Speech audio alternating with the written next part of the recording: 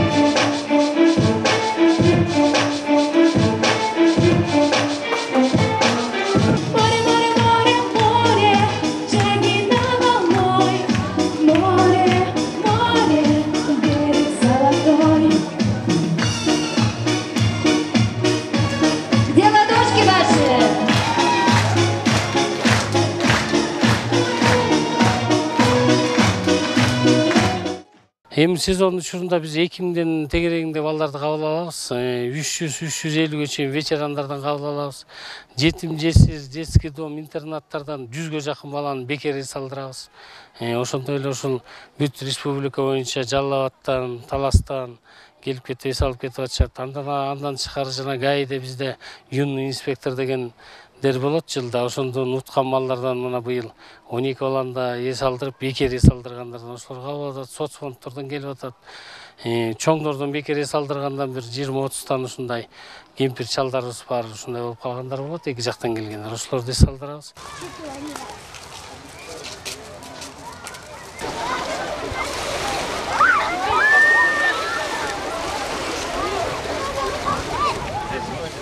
Жалпы жонунан бир жылдык эс алууга мамлекеттен канча каражат бөлүнөт? Мамлекеттен биздики каражаттын бөлүнгөн өзүнүн эмеси бар. Бизден өзүбүздү эле мындай каржылай десек туура болот. Бизден анткени мамлекет өзүбүзгө ошол бюджеттин эсебинен анча-мынча ошо питанияга акча берет. Биздин содержать эткенге 5-6 кишиге зарплатасын төлөп берет. Ошол жанагы электр энергиябызды ушундай жардам берет, көмөктөшүп. Андан тышкары ушу Ички иштер министрлигине мына могу ремонтторго ушу мамлекеттин бюджетинен көп эле жардамдар берип атат. Мына өзүңөр көрүп аткандай ушул аллеяларды быйыл курдук, спорт площадканы болсо, ушу спонсорский помощь кылып 2 миллион тегерегинде спонсорлор таап келип, инвесторлор өздөрү куруп берип, ушу балдарга жардам бергенибизди атат. Жана көрө кеткениңердей дагы ушундай жакшы ремонтторду кылганга ошолордун баарын андан тышкаркысын өзүбүз аракет кылып, эки жактан акча тыйын таап келип, бүт баарын постельный бельелордун тигиндей мындайын алмаштырганга аракет кылып атабыз. Жалаң эле мамлекетти карабастан биз коммерческийге өтөлүп, быйыл да ушул кышкыга ылайыктап бир 50-60 киши кабыл алсакпы деп атабыз. Ошонун акчасын негизинен биз эмки жайкы балдар эс алууга дагы кичине көбүрөөк өзгөртүүлөрдү киргизели деп атабыз. Жаңы. Сиз ушул кызматка келгенден бери ушул эс алуу борборунун ичинде кандай өзгөрүүлөр болду? Мен ушул жазында келип калдым, февраль-марттарда келип калдым. Мында келгенден кийин мына бул жерден кичине өйдө ылдый болуп асфальт эле, балдар базалбай атты эле, 3,5 миң квадраттай бетон менен ушул жерди түстөп чыктык. Бул жерде жана 4-корпус деген ветерандарга андай жасалган, ошонун баарын ремонттордук. Основной биз идиш аяктардын баарын, кухнянын баарын жаңырттык. Бүт Турциядан лицензиясы менен, сертификаты менен кружкаларын, чыны тарелкаларын үйдө алып келип бердик. Постельный бельелордун баарын балдардыкын жаңыртып бердик, класстарын жасап бердик. футбольный площадкаларын өзгөртүп бердик. Балдарга шарт түшкөнгө аракет кылып атабыз основной. Мына көрүп атканыңыздай ушул жана бассейнди жакшылап ремонт жасап, ушул балдарды күнүнгүсүн күнүнө карап, бизге данагы МВДдан бөлүнүп келген врачтар бар, күнүгө эртең менен текшерип, кечинде текшерип турат. Ошолорду кылып атабыз. Пляжыбызды кичине кеңейтип, тазалап, даярдап атабыз. Ошондой өзгөртүүлөрдү кылып атабыз.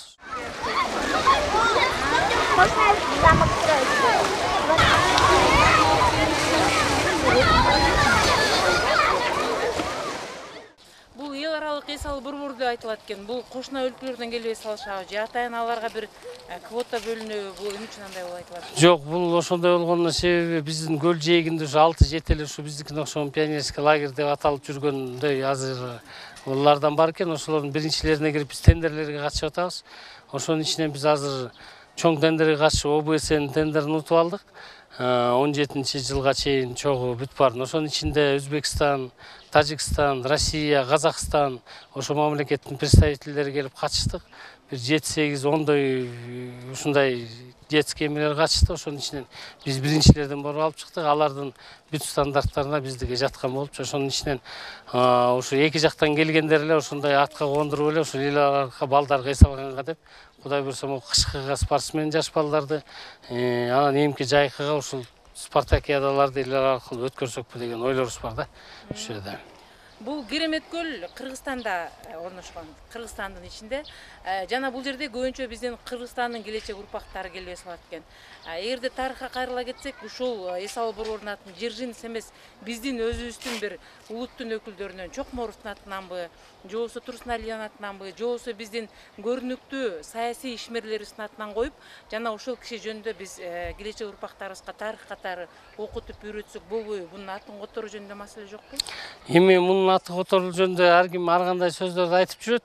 Которуш керек, мына өзүңүз айткандай урпактарга коюшубуз керек, мынчыбыз керек, тиңдей кылышыбыз керек деп.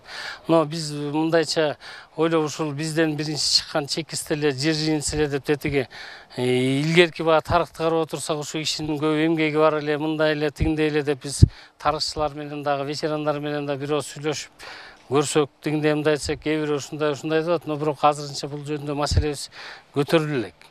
Өзүбүздүн ушундай ушу балдарга жардам берген, же ушундай өзүбүздүн деп. Анан бул Жержинс спортсмендер биздин балдарга үлгү болуп турган, стимул болуп турган чемпиондорубуз бар. Ошолордун атынан коюп туруп, анан кийин мүмкүн бара-бара бул жерде балдар атайын спорт эс алуу жайы кылыппы, ушундай кылып өзгөртүп бир биздин өзүбүздүн урпактарга жакшыраак пайдасын алып келе турган жагын ойлонуштурса болобу? Болот, ошондой ойлонуп көрсөк. Эми бирок баягы бул өзүбүздүн ички иштер министрлиги болгондон кийин биз биринчилерден болуп ошол кетип атат. Ички иштер министрлигинин атынан коюлуп аткандан кийин, ошого караштуу болуп аткандан кийин биз ойлоп атабыз, ошо биздин арабыздан, ушу милициялардын арасынан чыган жигиттер чыккан, же аталары ушундай болгондордун ошолордун аттарына айырбаштайбызбы деп. Но азырынча бул жөнүндө маселени деле көтөрүпбүз. Андай эмеге калтыра элекпиз да. Быйыл мына өзүңүз жогоруда айтып отурасыз, биз дагы көрүп чыктык. Бул жерде сиз бул кызматка келгенден бери абдан көп өзгөрүүлөр болуптур. Мисалы айтып өтсөк, бул площадканын, атайын футбольный площадканын салынышы, бул жанагы радоной суу чыгат экен, жылы суу, дары суу чыгат экен. Ошол сууга бассейндерин жасалышы, мына биз турган аллеянын жасалышы, жана көп бир топ жумуштар жасалыптыр да. Анан кийин негизи бүгүн мамлекет мындай болуп атат. Бир жетекчи бир жерге барып көнүп, ошол жерди жасап, дагы келерки бир 5 жылга өзү бир жакшы пландар түзүп алса, ал кадрды башка жакка которуп жиберип, ал эми анын келечекке койгон максат иштери артта калып атат. Бул жөнүндө сиздин оюңуз кандай? Кандай пландарыңыз бар эртең жасайм деген? Эми биздин ойго, биз жана биринчи сурооңузга жооп берели. Кадр маселесин болсо биздикин ошол мындай деле көп бөлөк жердегидей мындай өзгөртүү жок. Мага деле бул жерге келген жаңылык эмес эле. Мен буга чейин ушу системада 20 жылдан бери иштеп келдим. Ушу буга чейин иштеген курулуш управлениеде иштедим. Мен ошондо эле келип ушунун көп жерлерин оңдоп куруп жүргөнбүз. Эми маселе ошол бизден баягы ротация деп коет, 5 жыл ротация кылып турат. Эми чоңдорго жакшы иштеген, жаман иштегендерди руководство өзлөрү чечип, бизде коллегиально чечет. Бизден деле мисалы ушундай хозяйственный субъектилерде өтө эле начар иштеп, каралбай кетип, тамак ашы теңдемде болгондо эле алмаштырып түрлөр болбосо, бизде мына акыркы жылдары ушул жерде өзүнүн иштеп аткан бир өзүбүздүн байкебиз ошол полковник иштеген, Талап Осмонов деген. Ал бул жерде 8 жыл иштеди. Андан кийинки мына Эдил Алаков иштеди, ал да бир 3 жыл иштеди. Андагы баягы семейный эмеге жарашыктуу Бишкекке которуп ийди. Эми келерки пландарыбызды айтсак, эми келерки пландарда бир мен ойлоп атам, бир 2-3 жылда биз муну жеке эле балдар эс алуу жай кылбай, санаторийге айлансакпы деген оюбуз болуп атат. Биз министр келди, жолдош министр келгенден кийин ал киши менен акылдаштык, сүйлөштүк, өзүбүздүн акыл насатыбызды айттык. Ушул бир грязь лишенияларды жазасак болот экен, бир 5 кабинет ачсак болот экен. Анан ушул сентябрь, октябрь, ноябрларга чейин эрте жаздан баштап кышында ушулардын баарын иштеткенге бир 2-3 жылдын ичинде мен ойлоп атам, ушул жерде Кудай буйруп туруп турсак, биз толугу менен бир санаторийге айланып кетерибизге көзүбүз жетип атат да. Ушу бул 3 ай болсо да сиз тарбиялап, өз көзүңүз менен көрүп жаткан биздин келечек урпактарга каалоо тилегиңиз болсо айтыңыз. Эми келечек урпактарга мен кааларым ушу бияка келип эс алгандардын баары өзгөчө жанагы балдар, үйүнөн чыкпай жүргөн балдар, өзгөчө жана эки жакта жүрүп чет жакты көлдү көрбөгөн балдар көп келет экен. Ушулар ушул жакка келип жакшы досторун таап, жакшы тарбия алып, бизде мына жана воспитатель вожатый дейбиз, алардын баары бүт педагогдор. Ошолордон келип, баягы ачылбаган гүлдөр ачылып балдардын, өзүнүн оюн зоокторун көрүп, анан бири-биринин тарбиясын көрүп, анан кандай сыйлаш керек экен, үйдү кандай сыйлаш керек экен, ата эне деген жок убакта кандай болот экен деп, мына 7 жаштан биз 15-16 жашка чейин алабыз. Өзгөчө могу жашыраак келгендер ата энесин аябай баркташып, үйдө чоңоюп калгандар үйүндөгү баягы шарттары кандай болот, анан ушу эл менен сүйлөшкөн. Муну келечек урпак, мен ойлойм, ушулар келаткан урпактар биздин Кыргызстанды оңдочу биздин келечектер ушулар болуш керек депчи. Анткени булардын аң сезими, өзүнүн ойлору, пикирлери аябай чоң да. Келаткандарга мындай сүйлөшүп отурсаң да чоң кишидей сүйлөшүп, мындай кылсак болот, мындай жардам берсек болот деп. Жекелек оюн эмес, булардын ою дагы көп нерселер. Бизде оюндар болот, политик деп, депутатсың деп, ошол убакта эле көрсөк, мен ушул балдардын арасынан келерки депутаттар, президент, Кыргызстандын оңдочу балдарды көп көрөм да. Аялда кыздарыбыз да ушундай татыктуу кыздар чоңоюп келатат да. Ушу келаткан ушу 2000ден өйдөнкү урпактар бул абдан жакшы бир талим менен келаткан балдар болуш керек да. Кудай буйруса. Маегиңизге чоң рахмат, ишиңизге ийгилик каалайбыз.